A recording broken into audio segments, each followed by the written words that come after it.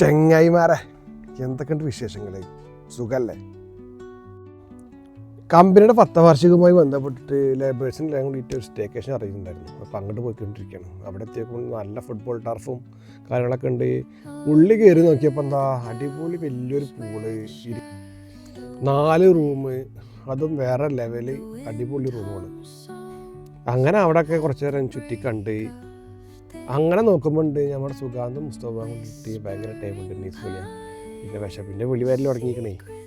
പിന്നെ വേറെ എന്താ നോക്കുക, അങ്ങനെ നവാബ് ഹൈദരാബാദിൽ നിന്ന് കൊടുക്കുന്ന നല്ല ഹൈദരാബാദി ബിരിയാണിയും മട്ടൻ ബിരിയാണിയും ചിക്കൻ ചുക്കും കൂടിയിട്ട് ഒരു പിടുത്തണ്ട് പിടിച്ചു.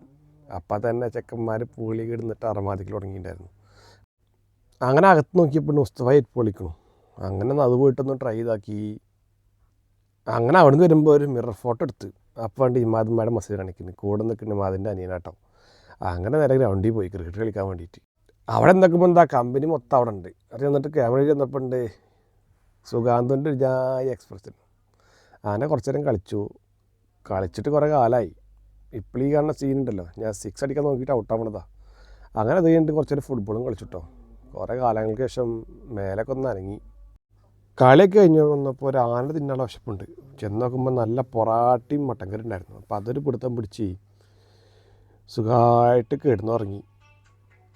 എന്നാൽ ശരി എന്നട്ടോ, അങ്ങനെ ആവട്ടെ, ബായ്.